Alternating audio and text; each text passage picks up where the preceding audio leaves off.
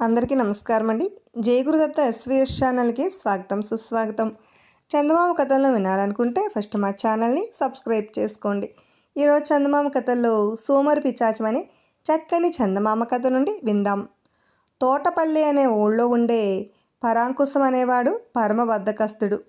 సోమరివాడికి చిన్నతనంలోనే తల్లిపోవడంతో తండ్రి అల్లారుముద్దుగా పెంచాడు. ఇప్పుడు 25 ఏళ్ళ వయసు నిన్న వాడికి ఇక్కడ వస్తువు అక్కడ పెట్టడానికి బద్ధకం. పొద్దున్నే తండ్రి గేదె పాలు తీసి 4 ఇళ్లల్లో పోసి వంట చేసి పొలం పనులకు పోయాక వాడు నిద్రలేచేవాడు. తర్వాత భోజనం చేసి సాయంత్రం దాకా ఊళ్ళోని మిత్రులతో హాయిగా కబుర్లాడుతూ కాలక్షేపం చేసి చీకటి పడే వేళకు ఇల్లు చేరేవాడు. పరాంకుశం సోమర్తనం ఎరిగిన వాళ్ళు కావడంతో ఊళ్ళో వాడికి ఎవ్వరూ పిల్లనివ్వలేదు. ఎంతో ప్రయత్నం మీద 4 ఊళ్ళు అవతల ఉన్న నాగమణితో వాడి పెళ్లి జరిగింది. పెళ్లిలో వాడు తాలిబొట్టుకు 3 ముళ్ళు వేయటం ఎందుకు, 1 ముడి గట్టిగా వేస్తే సరిపోదా అంటూ పురోహితుడితో గొడవ పడుతున్నప్పుడే భర్త సోమర్తనం అర్థమైపోయింది నాగమణికి. ఆమె కాపరానికి వచ్చిన 4 రోజుల తర్వాత ఒకనాడు పరాంకుశంతో, అలా తిని కూర్చుంటే పొద్దు ఎలా పోతుంది, అవతల మీ అయ్యకి 60 ఏళ్ళు దాటాయి, ఆయనకు పొలం పనిలో సాయంగా ఉండవచ్చు కదా అన్నది.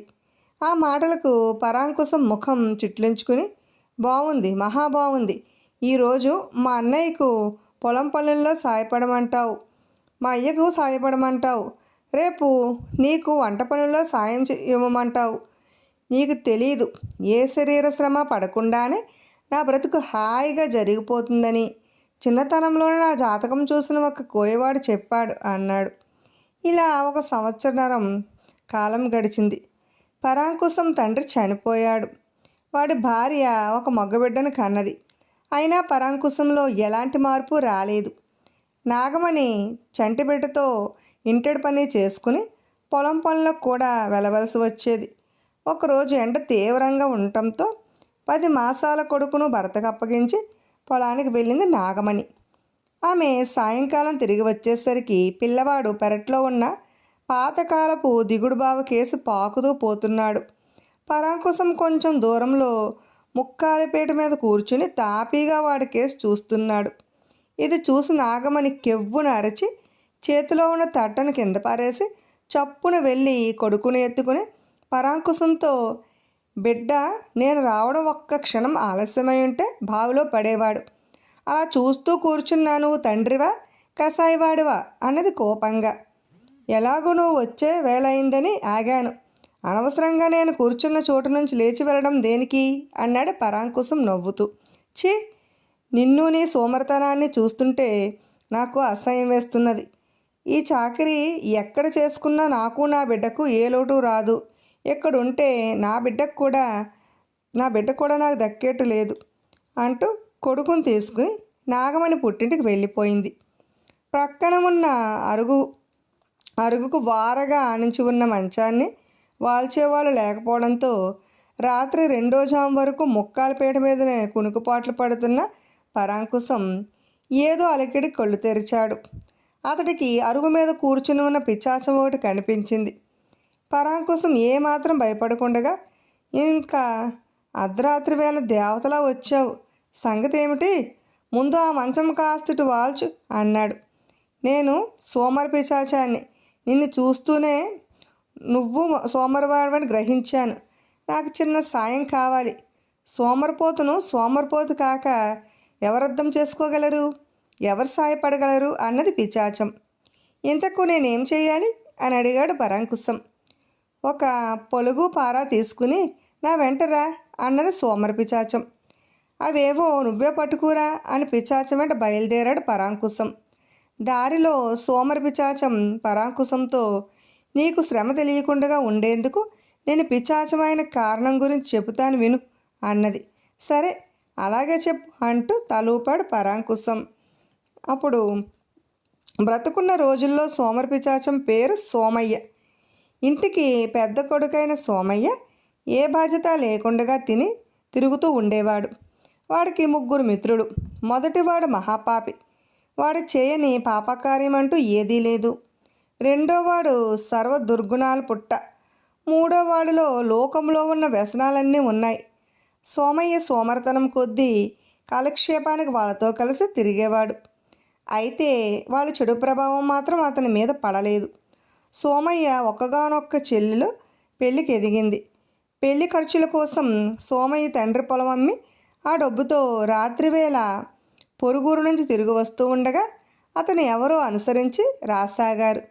వాళ్ళను దొంగలుగా అనుమానించి సోమయ్య తండ్రి డబ్బును ఒక మర్రి చెట్టు కింద పాతి తన ఊరును సమీపించే సమయంలో వాళ్ళు ఆయన చుట్టుముట్టి డబ్బు దొరకపోయేసరికి కొట్టి పారిపోయారు. ఆ దెబ్బలకు సోమయ్య తండ్రి మంచం పట్టి చనిపోయే ముందు సోమయ్యకు ఆ డబ్బు ఎక్కడ పాతింది వివరంగా చెప్పి అనుకున్న ముహూర్తానికి చెల్లి పెళ్ళి అయ్యేలా చూడమన్నాడు. సోమయ్యకు తండ్రి చెప్పిన చోటుకు వెళ్ళి డబ్బు దొవ్వుకు రావడానికి బద్ధకం. తల్లి పోరిన మీదట ఇంకా 2 రోజుల్లో పెళ్లి గడువు అనగా ఒక రాత్రివేళ పగులు తీసుకుని బయలుదేరాడు. ఆ పగలు మాటల సందర్భంలో సంగతి గ్రహించిన అతడి దుష్టమిత్రులు ముగ్గురు చీకట్లో చాటుగా సోమయ్యను అనుసరించారు. ఇది పసిగట్టిన సోమయ్య ప్రమాదాన్ని శంకించి తండ్రి చెప్పిన మర్రి చెట్టు దగ్గరకు పోకుండగా దారిలో కనిపించిన మరొక మర్రి చెట్టు కింద తవ్వసాగాడు. ఆ సమయంలో పరమదుష్టులైన అతడి మిత్రులు అతడి మీద చెట్టు చాటు నుంచి ఒక బండరాయిని విసిరారు. ఆ దెబ్బకు సోమయ్య అక్కడికక్కడే ప్రాణాలు వదిలాడు. అన్నిటా అన్యాయం జయించాడంటారు. ఆ సమయంలో ఎవరో ధర్మదేవత ఉసుకొల్పినట్టు 3 పులులు గాండ్రిస్తూ వచ్చి ఆ ముగ్గురు దుర్మార్గుల్ని చీల్చి చెండాడింది. సోమర్ పిశాచం తన కథ వివరించి, నేను డబ్బు తవ్వి తెచ్చేందుకు వెళ్ళి ప్రాణాలు పోగొట్టుకోవడంతో నా చెల్లెలి పెళ్ళి ఆగిపోయింది. ఆ దిగులు కొద్ది రోజులకే మా అమ్మ చెల్లెలు చనిపోవడం జరిగింది. దుష్ట స్నేహితులు ముగ్గురు నరకానికి పోయారు. నేను మాత్రం ఎటూ కానీ ఈ లోకంలో తిరుగుతున్నాను అని ముగించేసరికి వాళ్ళు మర్రి చెట్టు దగ్గరకు వచ్చారు. పిశాచం చెప్పిన చోట తవ్వి పరాంకుశం కొన్ని నాణాలు బయటకు తీస్తాడు. అప్పుడు పిశాచం పరాంకుశంతో, ఈ సాయంత్రం నీ భార్య కొడుకు ఈ దారి వెంట వెళ్తూ ఉండగా చూశాను. నీ భార్య ఆకలితో ఏడుస్తున్న నీ కొడుకును సముదాయిస్తూ, ఒక సోమర కొడుకున పుట్టినందుకు నీకు కష్టాలు తప్పవు తండ్రి అన్నది కన్నీళ్లతో. ఈ డబ్బు తీసుకుపోయి ఏదైనా వ్యాపారం ప్రారంభించు. భార్యాబిడ్డలను ప్రేమగా చూసుకో. సోమరతనం ఎంత ప్రమాదకరమైనదో నా కథ వల్ల తెలిసింది కదా అని తీతూ పిట్టగా మారి చెట్టు మీదకి ఎగిరిపోయింది. పరాంకుశం గోతులోని నాణాలన్నీ పైకి తీసి చూశాడు. అవి ఈ కాలంలో చల్లని నాణాలు. వాటిని తిరిగి గోతులోనే పాతిపెట్టి ఇంటికి బయలుదేరాడు పరాంకుశం. వారం రోజుల తర్వాత తమ ఊరి మనిషి తెచ్చి ఇచ్చిన జాబ్ అందుకున్నది పరాంకుశం భార్య నాగమణి. అందులో పరాంకుశం ఇలా రాశాడు: ఇన్నాళ్లకు నా తప్పు నేను తెలుసుకున్నాను. స్వయంగా వచ్చి నిన్ను తీసుకురావడానికి పొలం పనిలో క్షణం తీరుబాటు లేదు. నువ్వు బాబుని తీసుకుని వెంటనే బయలుదేరరా. ఈ జాబు ద్వారా భర్తలో వచ్చిన మార్పును అర్థం చేసుకున్న నాగమణి కళ్ళల్లోంచి ఆనంద బాష్పాలు జాలువారాయి. ఇప్పుడు అదనపు అర్హత అనే మరో చక్కని చందమామ కథను విందాం. పట్టు వదలని విక్రమార్కుడు చెట్టు వద్దకు తిరిగి వెళ్ళి చెట్టు పైన శవాన్ని దించి భుజాన వేసుకుని ఎప్పటిలాగే మౌనంగా శ్మశానం కేసు నడవసాగాడు. అప్పుడు శవంలోని బేతాళుడు, రాజా, కొందరు వ్యక్తులు ఎంతో పట్టుదలగా శ్రమలు కోర్చి కూడా సాధించవలసిన కార్యం సాధించలేక విసిగిపోయి గొప్ప వివేకంతో చేస్తున్నామనుకుంటూ అవివేకమైన నిర్ణయాలు చేసి ఆత్మవంచనకు పాల్పడతారు. ఇందుకు ఉదాహరణగా విశాలవర్మ అనే రాజు తన కుమారుడి వివాహం విషయంలో చేసిన నిర్ణయాన్ని గురించి చెబుతాను. శ్రమ తెలియకుండా విను అంటూ ఇలా చెప్పసాగాడు. పూర్వం వైశాల్య దేశాన్ని విశాలవర్మ అనే మహారాజు పాలిస్తూ ఉండేవాడు. ఆయనకు ఒక చెల్లెలుండేది. ఆమె వివాహమైన కొద్ది కాలానికే ఒక కుమార్తెను కని చనిపోయింది. చెల్లెలి పట్ల అపరిమితమైన వాత్సల్యం గల విశాలవర్మ బావగారు అనుమతి తీసుకుని చెల్లెలి బిడ్డను తనే పెంచసాగాడు. ఆ బాలికకు వైశాల్య నామకరణం చేసిన విశాలవర్మ ఆమెను తన ఏకైక పుత్రుడు విజయవర్మతో సమానంగా ఆదరిస్తూ వారిద్దరికీ వివాహం చేసి చెల్లెల ఆత్మకు శాంతి చేకూర్చాలన్న ఆలోచనను కూడా పెంపొందించుకోసాగాడు. ఇలా రోజులు గడిచి వైశాలి విజయవర్మ ఇద్దరు యుక్త వయస్కులయ్యారు. ఎప్పటికప్పుడు వాళ్ళ ప్రవర్తనను పరిశీలిస్తూ వస్తున్న విశాలవర్మ కొడుకు మేనకోడలి పట్ల ఎటువంటి ప్రత్యేక అభిమానము చూపకపోవడం గమనించి అతడు వైశాలిని వివాహమాడేందుకు తిరస్కరిస్తాడేమోనని ఆందోళన పడసాగాడు. చివరకు ఆందోళన భరించలేని విశాలవర్మ కొడుకుని ఏకాంతంగా కలుసుకుని తన మనసులోని మాట బయటపెట్టాడు. విజయవర్మ ఆ మాట విని కొంతసేపు మౌనంగా ఉండి సంకోచంగానే వైశాలి అనుకూలవతి అయిన సహధర్మచారిని కాగలదు, కానీ భావి మహారాజుకు తగిన మహారాణి కాగల అర్హత మాత్రం ఆమెకు లేదన్న అభిప్రాయం అన్నాడు. కొడుకు మాటలతో తీవ్రమైన ఆశాభావానికి గురైన విశాలవర్మ ఆగ్రహంతో కూడిన వెటకారంతో, ఓహో, అనుకూలత కాక మహారాణికి అదనపు అర్హతలు ఉండాలన్నమాట. సరే, అర్హతలు ఏమైనా ఉంటే అవి వైశాలికి కాక మరెవరుకున్నట్టు అని ప్రశ్నించాడు. విజయవర్మ ఒక్క క్షణం తటపటాయించి చివరకు, నాతో పాటు విద్యాభ్యాసం చేసిన మన మహాసేనాధిపతి కుమార్తె సౌమిత్రి పూర్తిగా అర్హురాలని నా విశ్వాసం అన్నాడు. ఆ జవాబుతో విశాలవర్మ మనస్సు ఒక్క క్షణం భగ్గుమన్నది.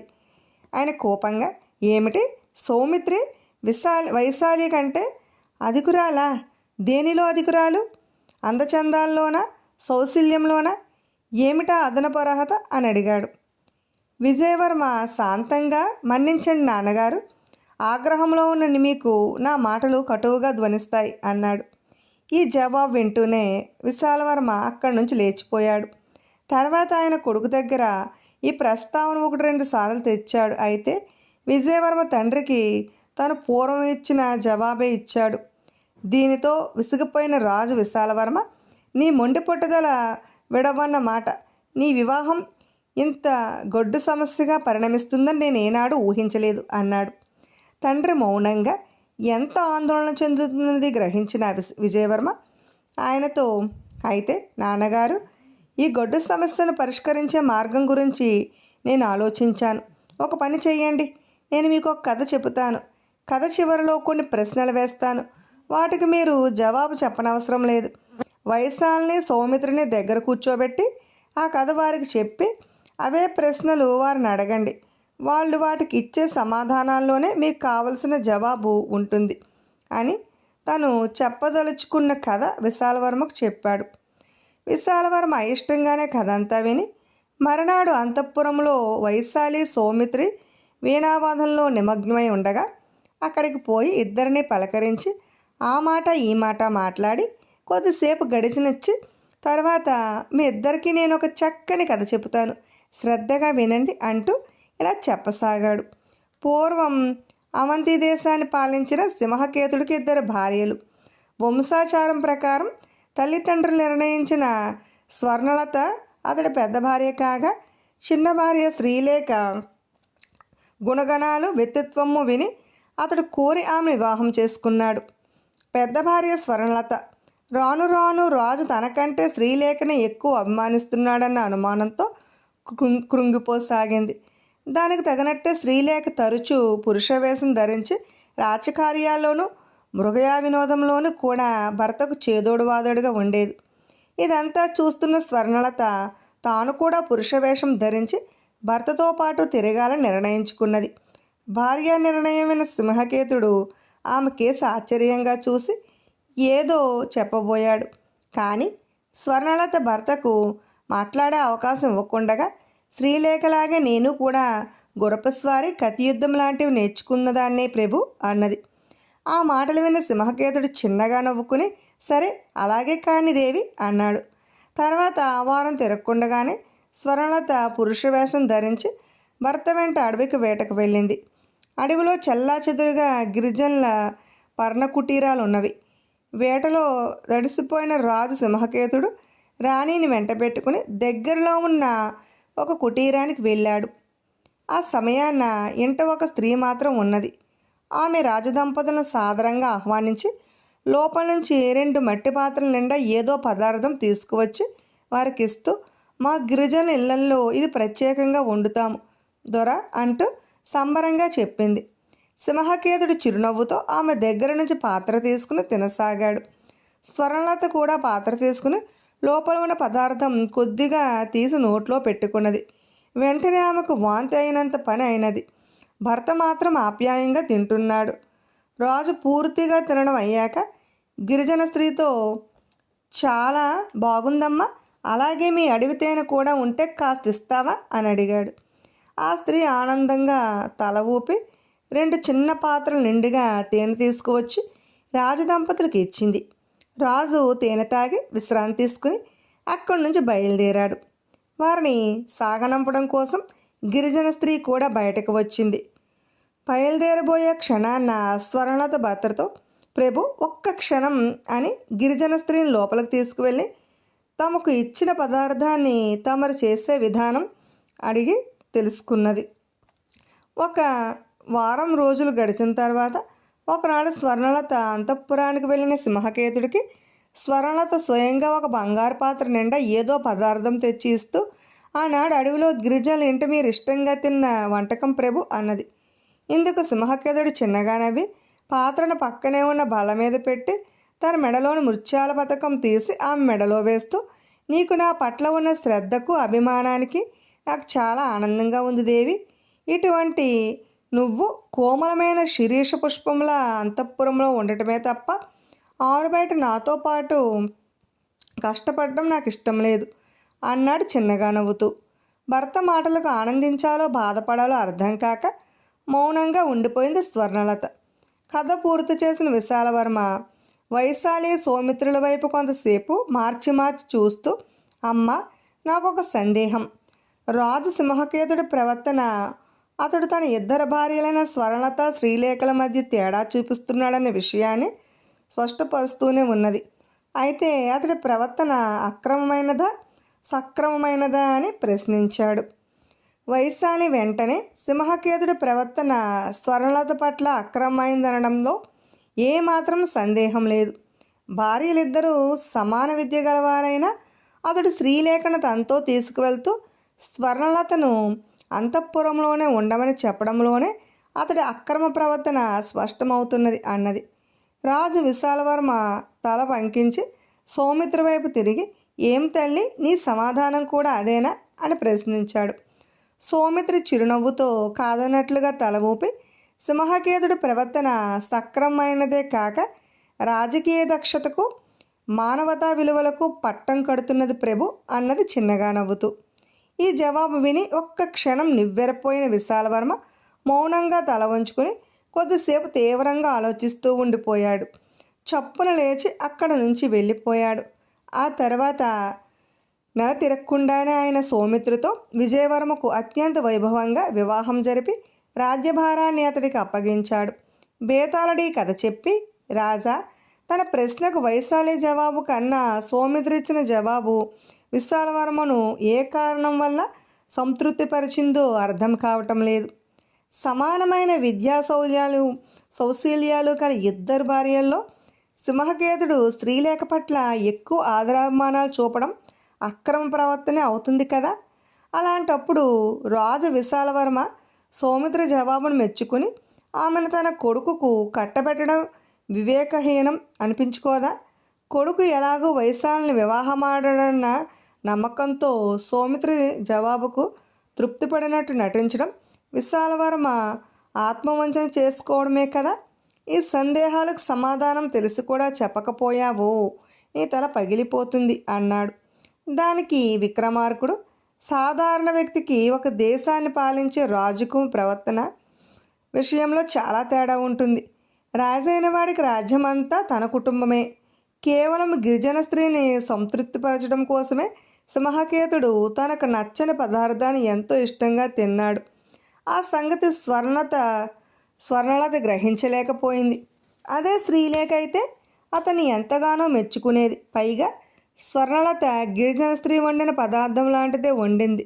భర్తను తినమని కోరడం ఆమె అమాయకత్వాన్ని చాటుతుంది. ఇలాంటి వారు కేవలం అంతఃపురానికే పరిమితం కావడం, గ్రహింపు జ్ఞానం లాంటి అదనపు అర్హత గల స్త్రీలేఖ వంటి వారు సర్వదా భక్తులకు చేరువుగా ఉండడం సహజమే.